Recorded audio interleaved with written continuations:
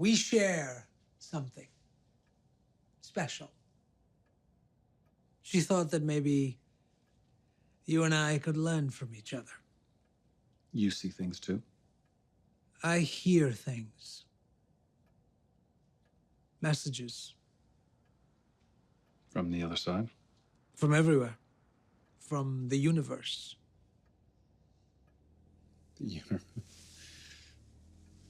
All of it, or just a particular galaxy? Nora said that you'd be resistant.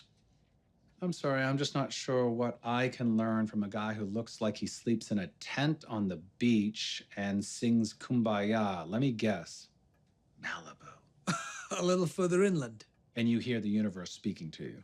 It speaks to every one of us.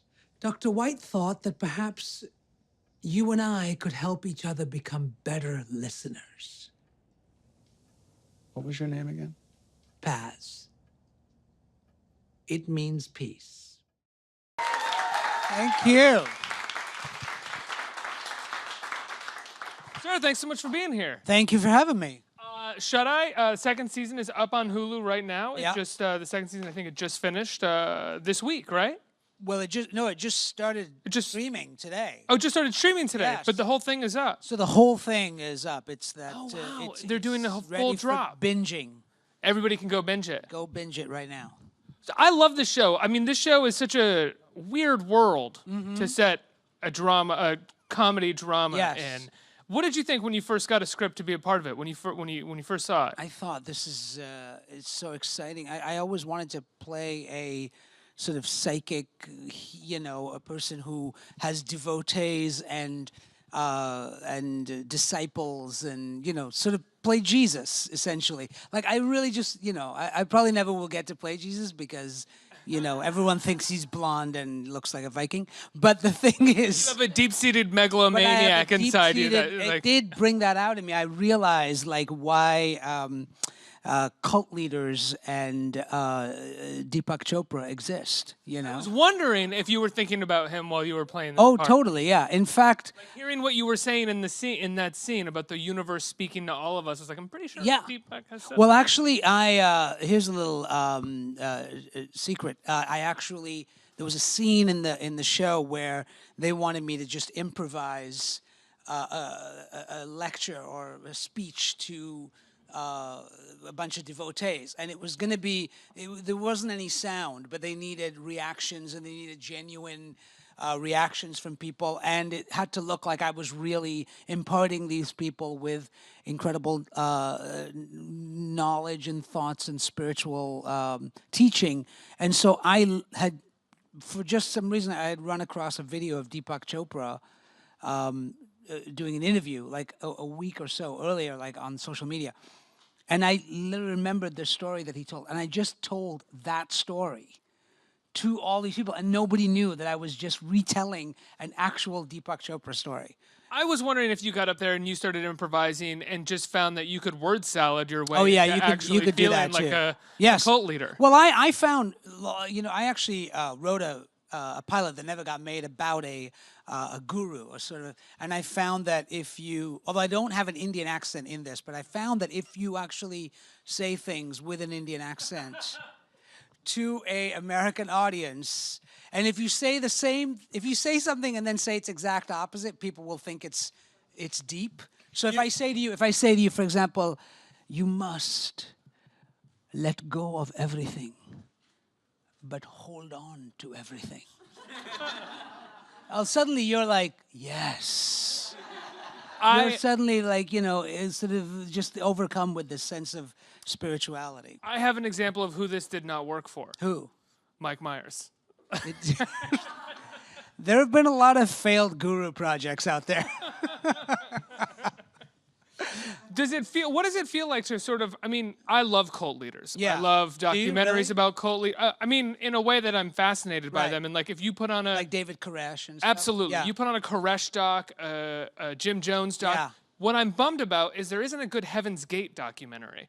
There's one on Amazon. It's really bad footage. right, it's not right. very good. That Yeah. I'd love Yeah, one of those. But I find the whole concept of people, I mean, it's all part and parcel of the same thing, which is about religion and seeking, that spiritual guidance, and we all sort of look for that in different ways. And it is a fascinating thing to study why people gravitate towards certain things and not towards other things, or certain things speak to people very deeply, and not other things. It's the idea, and politicians do this too, which is presenting what you are saying as if you are saying the deepest thing possible, while at the same time saying nothing that can concretely stick to anything. Exactly. So you can always worm Yes. your way out So of it. if you and can, move if you into a can different- say things that are generic enough, but they seem to resonate on some level with some level of truth, you can usually get away with exactly that, saying nothing at all, and people will follow you. I had a friend a few years ago who made a documentary actually called Kumare, where he pretended to be an Indian spiritual leader, and he went out into Colorado somewhere and got a bunch of devotees, and he was an actor from New York City, and he just grew a beard and long hair and walked and then and did this for a year.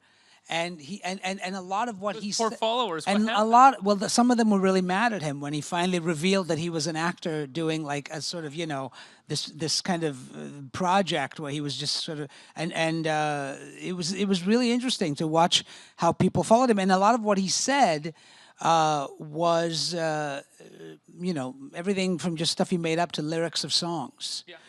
That people hadn't heard, and so it was really interesting how people. And there were a lot of times, and the interesting thing about it was that, like, at the end of it, you realize that people actually were healed and affected. Like, there was one woman who was like, "I want to have a better relationship with my son," and she did. And there was another person that was like, "I want to lose 20 pounds," and they did. And it had nothing to do with him. It had to do with what they were experiencing in themselves, So interesting. I actually have a friend at a Tony Robbins retreat this weekend. Now that we're talking about it, I'm so Really? excited to hear what she says when she comes back. I think a lot of it is self-hypnosis. A lot of it ends up being, prayer has elements of that. But a lot of things in religion are, I think, about self-hypnosis and how our mind can actually create and manifest and heal, but it often just requires us to believe, and it's the belief itself that is transformative, not the person that you believe in necessarily. Well, the belief itself is transformative because it's a belief in something greater than yourself. Yes, it's a belief in something in your capacity. You're less alone. And your ability to transform and manifest and create and whatever. And if you can believe in that, the hardest thing is kind of doing believing in it. We're kind of doing it right now. We are. I can see all these people are totally hypnotized right now. No, but that's the hardest thing, is actually believing it. But if you can get to the point where you believe, then I do. I'm one of those people that actually does believe in miracles in that way. Really? Yeah. In manifestation and miracles, but I think it has to do with like what we're all. Now I've become the character in the show, but we are all living within an energy pool, and within what we are here, and whether you and I are actually separate beings, or are we part of one large energy soup, and so I think the idea that we can influence that energy pool, whether you call it God or whether you call it the universe or whatever you call it, we are connected to it in some way.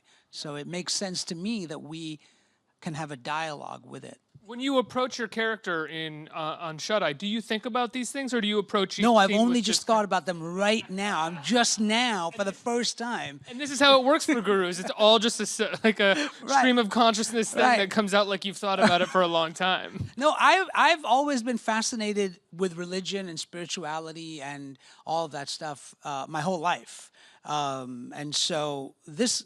Did you grow up religious? Well, I grew up in a Muslim home, and for a little while when I was younger, I was very practicing of Islam. I don't practice in the same way anymore. I consider myself culturally Muslim, but I'm not going to the mosque, and I've been to more bars than mosques in my life, But I do find all religion to be fascinating, and spirituality to be. You call your bartender the imam or anything like that? He happens to be an imam, actually. I'm sorry. What were you saying? No. That was it. That was my. I like that. That was a good punchline for that. But no, but it really does.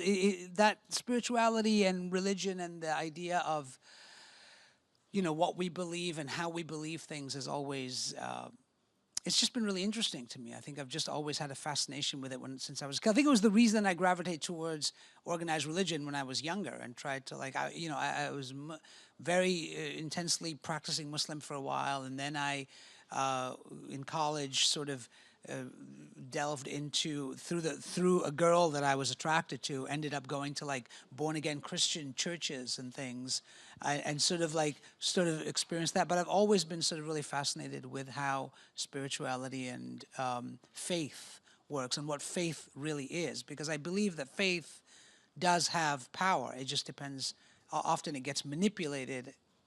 Very often it gets manipulated and used for other purposes, Well, faith in many things gets. I mean, religion gets a bad rap as the only thing that gets manipulated for bad faith or for bad actions, but many other things that people put their faith in. Oh yeah, everything does. I mean, that is the, everything that is exploitable is exploited at some point or another. In this country. Yes, absolutely. You can make a dime off of it. Right. If you can make a dime off it, it's going to be exploited, So. Do you guys have conversations like this on the set of this show, considering that the show is about these things, or do you guys generally sort of focus on the scene at hand and the objectives of the characters in each moment? Because as much as this is a backdrop, right, each character still has like a motivation going into every scene. Yeah, we didn't really have those conversations that much. I think it was, when you're on a show and you're sort of, you're showing up, and you're doing your scene, you're mostly concerned with making the scene work, making the dialogue work. I mean, all of that homework that you can do is certainly something you can do on your own. But we didn't sit around as actors. We were mostly talking about what we're going to have for lunch, on the set. But yeah, it's usually the first day guy that shows up and wants to talk about all right, that. exactly. It's the guy who's just got one scene and he's coming in for that day and he's like, guys, this is amazing. Look, all that's and we're all just really tired and like trying to get through. Right, exactly. Yeah. Take it down a notch. Just get me out of here by 6 and let's get the thing. You said you grew up Muslim and you're not necessarily practicing anymore. Yes. I'm curious. Obviously, I'm sure you're upset and or not upset, but at least angry with the administration and the travel ban. Mm-hmm. But I'm curious what you think about. I mean, it just got basically reinstated. By the Supreme Court, and we're not. I was at the airport. When it was first. The first one. The first one. Yeah. And there seems to be a feeling, I think, of getting kind of beaten down at this point. Yeah, I think there's just so many. It went through. I think that what has happened with this administration is that I think we're just exhausted. Every day there's a new thing. That's what Naomi Klein says. It's like the shock doctrine, but on steroids. Right, exactly. And what happens is we just don't have the level of outrage that we should have. There's so many things that are just going right, and maybe that's the plan. Maybe the idea is that you keep us distracted with tweets and things that are not, there's criminal activity going on underneath. There's the undermining of our judicial system and of our constitution and all these things going on while we're worried about what did dangerously he tweet today? Violent foreign policy. Yeah, there is domestic policy that will, extract money from the poor and give to the wealthy. Exactly. And then there's also the daily perverted, disgusting tweets as well. And which goes to show that he is. I mean, I believe he's completely unfit for this job. Like, he is mentally unstable. I think that and it's amazing to me that people don't care, and this tax plan is a perfect example of how the entire Republican Party is you know, should be shameful of what they have done with this tax plan. And I mean, it came out today that the tax plan has loopholes and bugs Yeah. in it that they didn't even realize because they wrote never to read it. comply- Yeah. They never read it. If you know what I mean? Like it's like if you had to sign off on something that was going to affect everybody's life for the next 20 years. Or, shake the It's going economy. to shake the, yeah. And they were like, okay, here's the thing. And just sign it. It's 400 pages and, you know, it had scribbles all over it. Nobody read this thing. I mean, it's Oh, we got that, something done. Right. It is that much, a desperation to get something done and that much irresponsibility. You know, I think the whole lot of them should be just, you know, court-martialed. It's thank you. Yes, everybody clap. And that is such a. I couldn't agree with you more, but it's such a strange thing to have to say because when you say that, people think, "Oh, you're just partisan. Oh, you're just on the left." And some people on the right feel that too about the left, and it's like, no, guys, like like what just happened was just a complete shaking of the economy for a kickback to their donors. That's it. Right. I mean, look, the left has its problems, and no doubt, you know, but we did not elect Donald Trump. And you know what I mean? Like, like we have all of our problems. For all of our problems, for everything that, and there are many problems that you can point to. The election of Donald Trump, I think, goes beyond the pale. I think it's another level. We have entered a whole other level of, you know, because this is about an anger and let's face it, mostly angry white people who, you know, have benefited from white privilege for the last however many since World War II, who were angry about the fact that America is not going the way, you know, and those people have elected this man to come in and blow up the system. And we can all agree or have our disagreements about how the system needs rearranging or how the system needs to be restructured or what needs to happen. But what they've done is essentially toss a Scud missile into the middle of American politics. And What they don't seem to recognize, and this goes back to exploitation, is that Scud missile is going to blow them up. It's as going to well. blow them up. Yeah. Yeah, it's going to just, this tax plan is going to hurt all the people that, you know, voted for this guy because he was saying all the angry things that they felt that inside that they couldn't say. Meanwhile, all the big money guys were just exploiting those angry things. Right, exactly. And now they're going to pay the price, and it's sad. I mean, part of me, you know, is wants to be like, "See, told you," but it's also just sad for the country.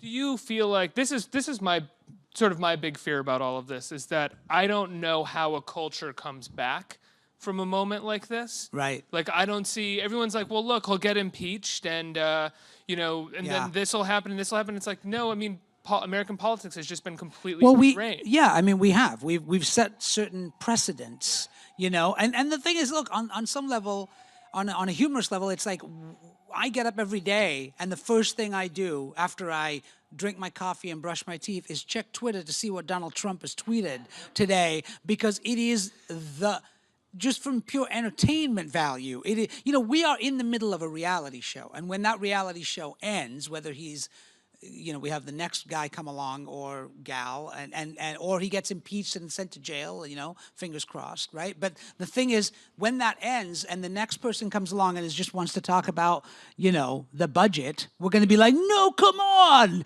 this has been so fun for 4 years. You know, we've had so much, you know, like we are now addicted to this adrenaline. And the media is as well. And there's this, our entire society has changed because of this now adrenaline of like Donald Trump and his insanity. You know, we've got a crazy alcoholic parent.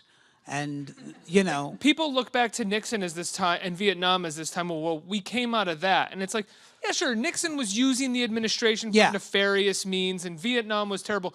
But he could get on camera and not throw sexist language not at female call reporters Native Americans Pocahontas, not use or the word do Pocahontas. impressions of handicapped people on camera. Right, sure, yeah.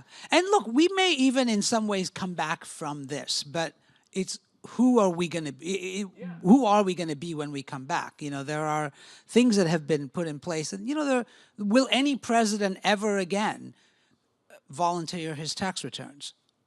once now that this precedent has been set, and this is not something that was legally expected of him. It was a sort of an agreement that we had in some democratic sense, that like the president would show these, in order to, but now it's like, why would the next guy or girl show that? Like I wouldn't. I'd be like, well, I don't. He didn't do it. Why am I?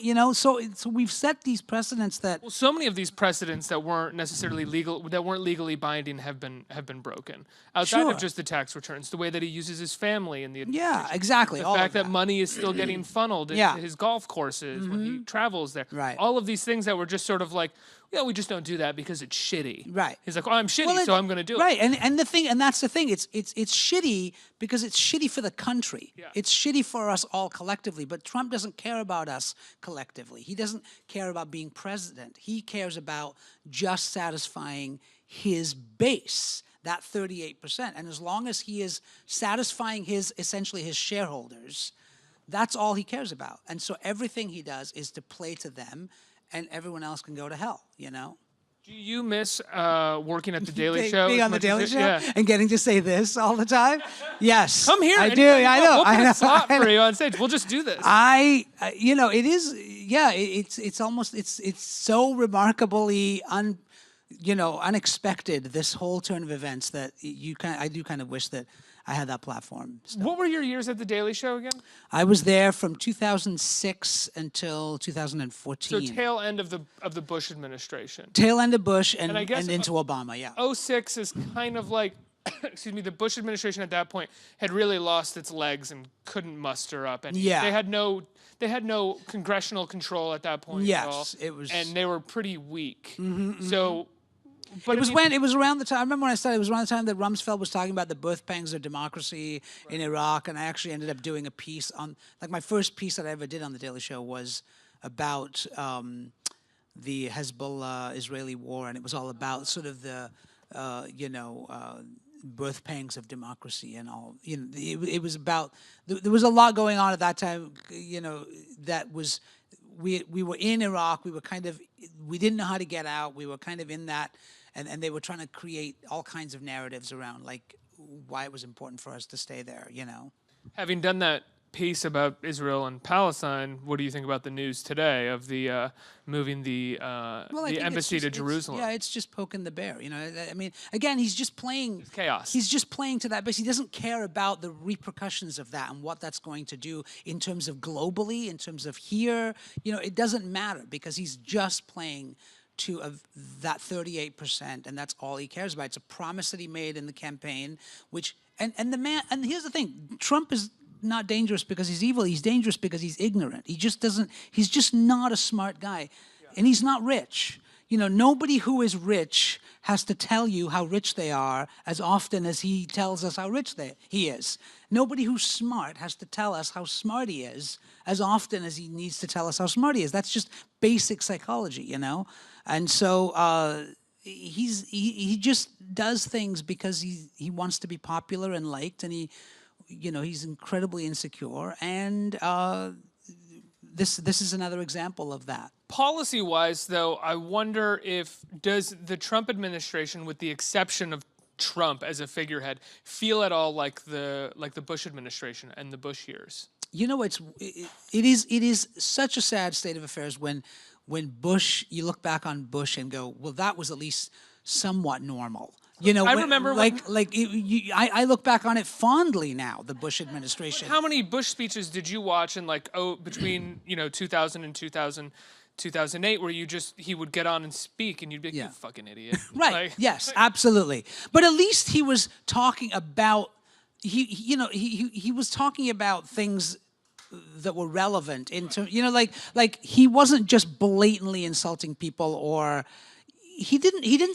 Bush seemed like about North Korea in the middle of a tax policy. Right, exactly. Speech. And Bush seemed like he was dangerous because I think you had Cheney and Rumsfeld, and you had these neocons all around, and there was this kind of agenda. Whereas again, Trump just feels like he's just a dum-dum. Like it's like this guy doesn't know what he's doing. And that is the scary thing. And he's not even surrounded by that many sort of experienced conservative or neoconservatives. He's surrounded by pundit conservatives Right, who are exactly. as dumb, if not And the whole idea is dumber. it gets translated into this thing of like, well, he's blowing up he's changing it around, and it's like, sure, great, my drunk uncle can show up and at a party and destroy it and be like, but he's making things, he's getting, what is it, draining the swamp, and it's and that's how it gets presented, that this is what we want. We want somebody to change things,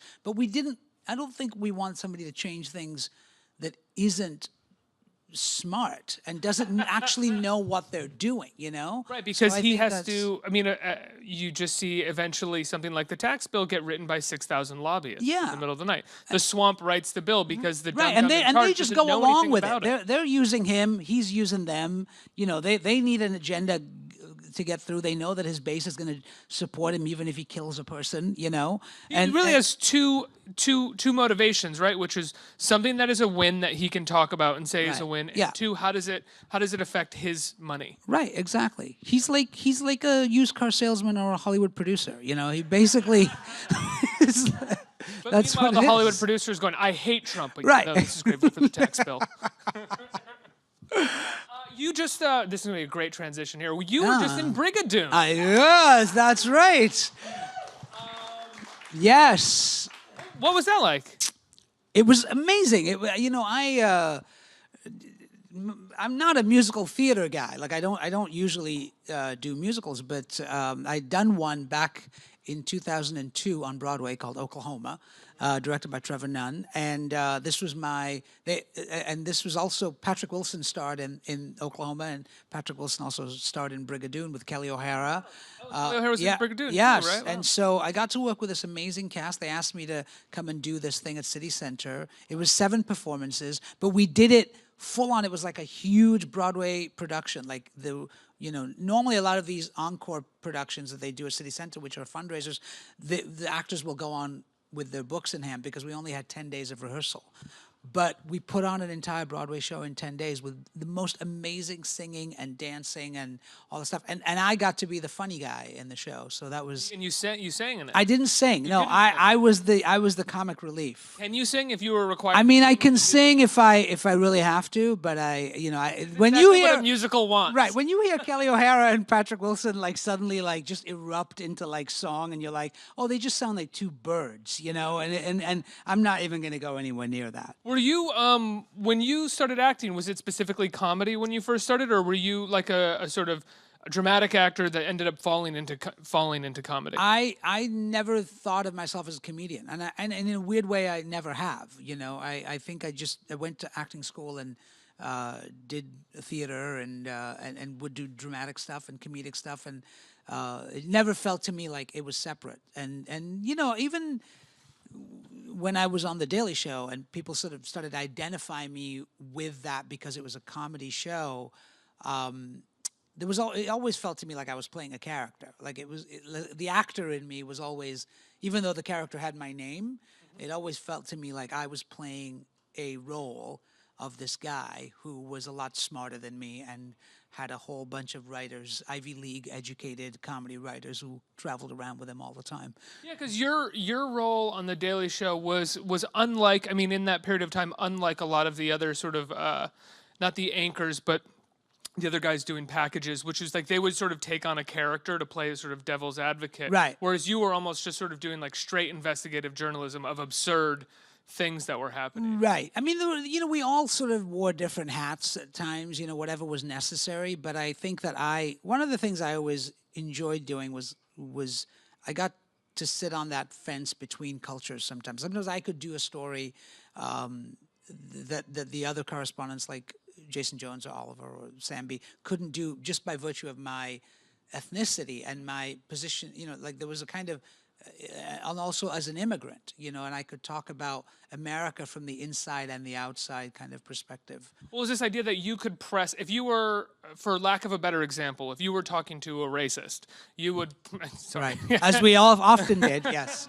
Yes. I'm going to talk to one later now. But you're talking to them, you would press them from basically your position. Right, That you're exactly. defined. I mean, that you're sort of simply defined as based off of your ethnicity, whereas Jason Jones or Sam B would sort of press them by pretending to be of the same opinion of them, Right. and then showing them how absurd that opinion Right. is. Yes, by I definitely was taking it, like, able a to. step further. Yes, I was able to like skew it in a different way, and that was very powerful. I think for me personally to be able to do, and for a lot of people who watch the show. When I got on the Daily Show, there were no non-Caucasian correspondents, so Stewart. No.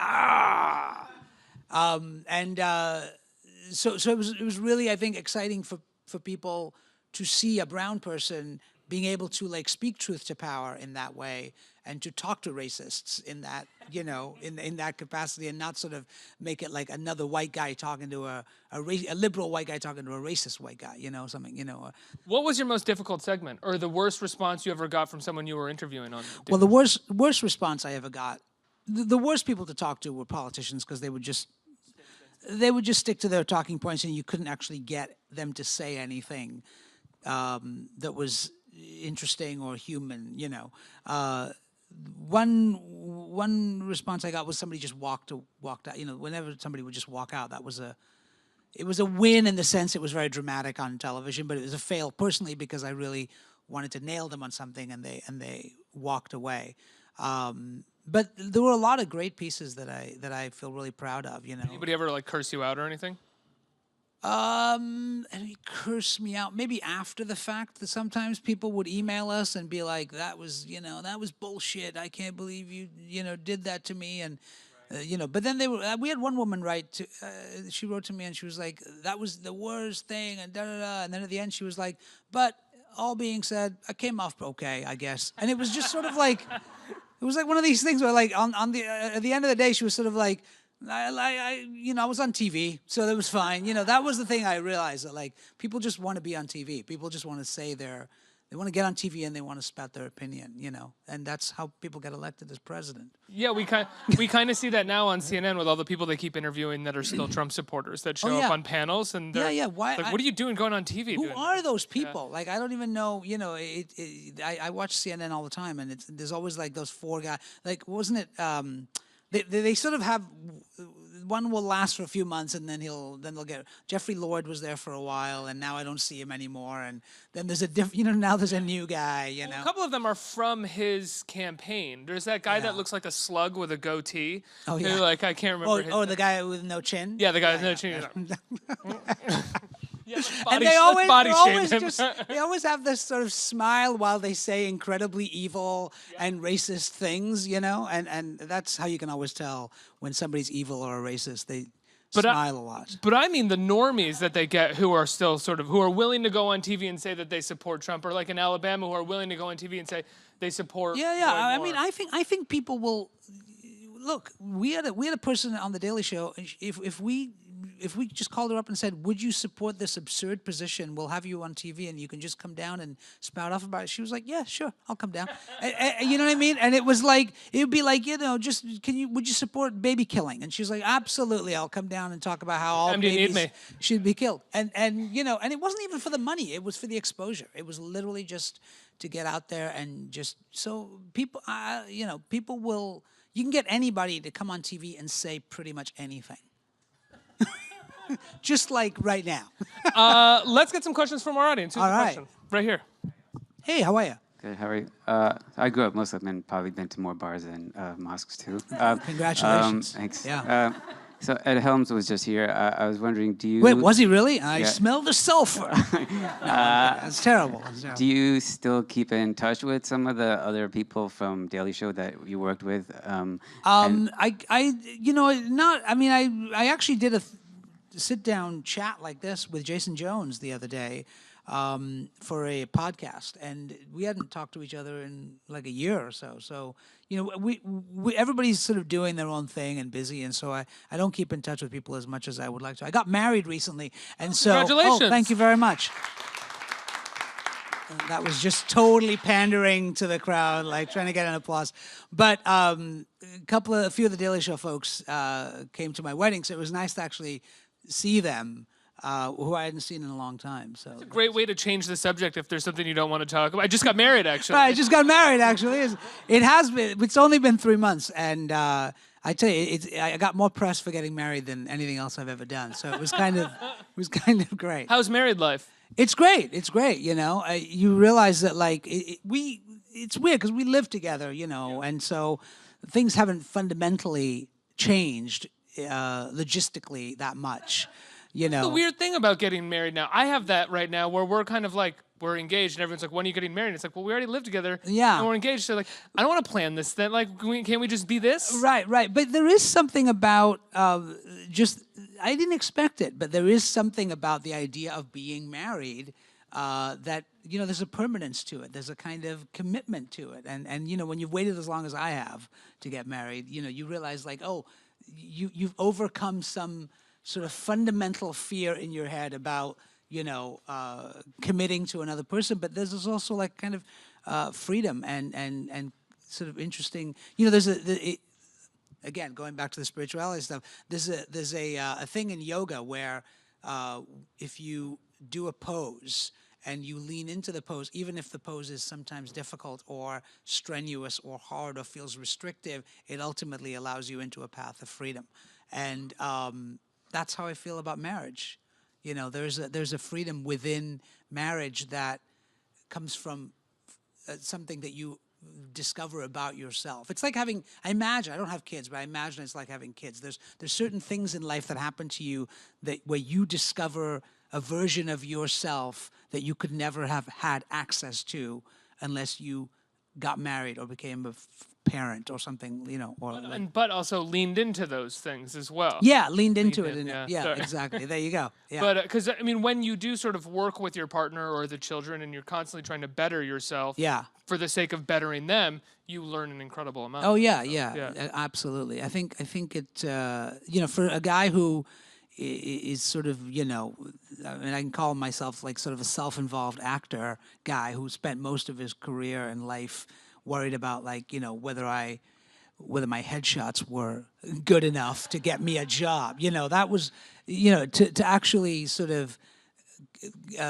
make that commitment and care about somebody else in a way is a huge, you know, like it's changed my the whatever it is, the neural pathways in my brain somewhat. You know. You know what I think changes those neural pathways when you're in a relationship is when you learn how to go, oh, did I say that? Yes. Oh, I'm sorry. Oh yeah, absolutely. That moment that you Yeah, yeah. realize you can just kind Right. of do that. Yes. I'm yeah, sorry. yeah. I didn't mean The moment you realize that you can say, "Oh, I'm sorry," or like, you know, you start to learn how to communicate. Like you realize that like, oh, this doesn't have to like turn into an argument. This could actually be a moment where the two of us come together. You know, that's really. No, I didn't do. No, Yeah, I didn't do that. exactly. And look, it's a constant learning. You know, we had this. Me and my wife had this conversation last night. Where she's like, you always get defensive, and I'm like, I disagree with you.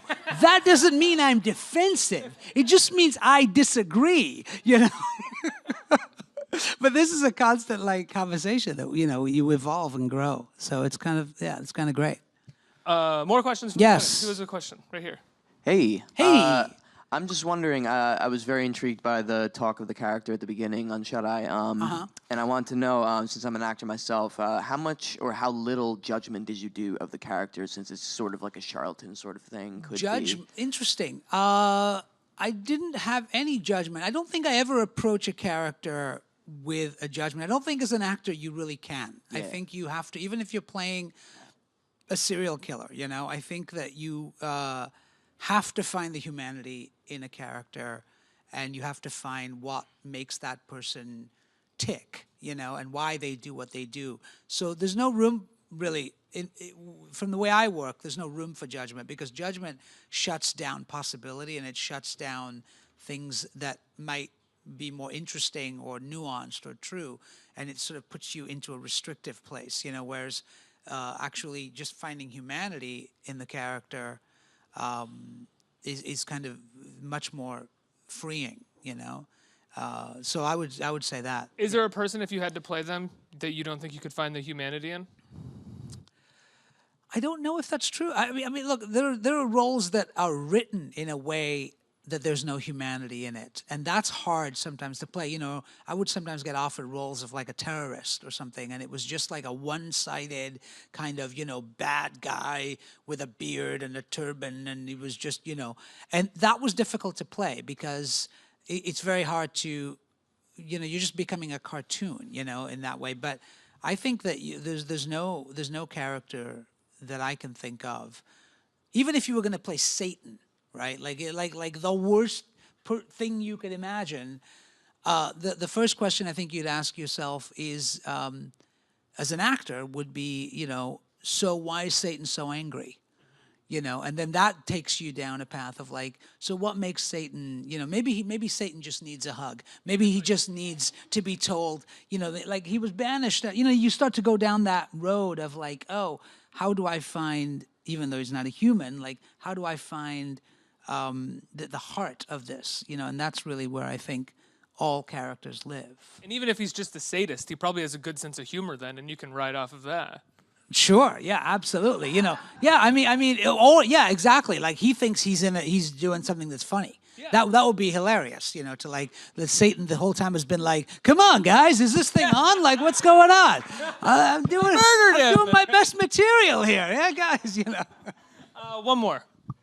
Hi. Hi. So I'm just wondering, what was your experience like working with Hulu? Because I have heard that creatively, streaming platforms are a little bit different than, like, for instance, working with network TV. I've worked with a couple of streaming platforms. I've worked with Hulu and with Netflix, and I thought it was great. You know, there were no Hulu execs like standing off camera, like, you know, making sure, checking on what we were doing or anything. So as long as that was the case, it all felt great to me. It was very creative. We had a lot of leeway to play and do things. Have you ever had that before on a set of any kind? Like network execs standing off camera that you're like, what are those guys doing here? I don't know. I mean, occasionally people will show up and you'll be like, oh, this person is from the network or whatever. But those people don't usually get in the way of things. It's not their habit to, you know, they usually, if there's any criticism, it happens behind this. It doesn't happen to the actors. But, you know, like, I mean, look, the politics of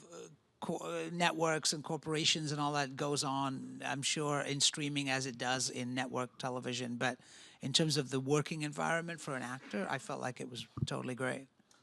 Asif, it's been wonderful talking to you. Thank Shut-Eye you. is on Hulu right now. Both seasons are streamable. That's right. You're in a movie as well coming out called Well, Drunk there's a Parents, movie I right? did called Drunk Parents. No, it's fine. It's Drunk Parents, and there's no release date yet for it, but it's with Alec Baldwin and Salma Hayek, who play drunk parents. And it's very funny. It's very funny. Is it like a movie that takes place over the course of one night and they're drunk? Or are they just like drunk nonstop? Right, no, they decide to. I play a guy who basically needs his house watched by these people, and they come over to watch my house, but they're kind of really dysfunctional married couple, and so it's funny. It's great. Thanks for being here, man. Asif Mani, everybody. Give him a round Thank of you very applause. much.